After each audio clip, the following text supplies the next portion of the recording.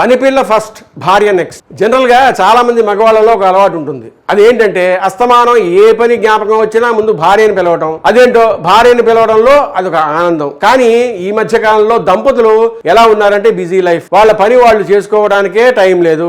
భార్యకి ఏదైనా పని చెప్తే కోపం. కానీ ఒక విషయం ఆలోచించండి, అన్ని మార్లు భర్త భార్యను పిలుస్తున్నాడంటే అది వాళ్ళిద్దరి మధ్య ప్రీతికరమైన ఒక బాంధవ్యం కదా. ఆయన జీవితంలో ప్రీతి ఏర్పడుతుంది. ఆ ప్రీతి ప్రేమకు కారణం. ప్రతి పనికి పనిపిల్లను పిలుస్తున్నాడు అనుకోండి, భార్య చేయవలసిన పనులన్నీ పనిపిల్ల చేస్తుంటే భర్త అస్తమానం ఎవరిని పిలుస్తాడు? అవి ఎవరితోనో చేయిస్తే ప్రేమ నిలబడడం అంటే ఎందుకు నిలబడుతుంది? భర్తకి ఆమె లేదనుకోండి, ఏ కారణానికో ఆవిడేం పెద్ద గుర్తురాదు. ఎందుకు గుర్తురాదంటే అన్నీ చేసేందుకు ఉన్నారుగా ఇంకొకళ్ళు. అది ఇంకొక విషయంలో దాటిందనుకోండి, గుండెలు బాదుకోవాలి. ఇంకొకరికి ఆ అవకాశం ఇవ్వను కాక ఇవ్వను అని మహాభారతంలో ఆరణ్య పర్వంలో సత్యభామతో ద్రౌపదీదేవి అన్న మాటలు ఇవి. అందరూ జై శ్రీరామన్ కమెంట్ పెట్టండి. పెళ్లి సంబంధాల కోసం మా టెలిగ్రామ్ ఛానల్ మ్యాట్రిమోనీ ఇండియాలో జాయిన్ అవ్వండి.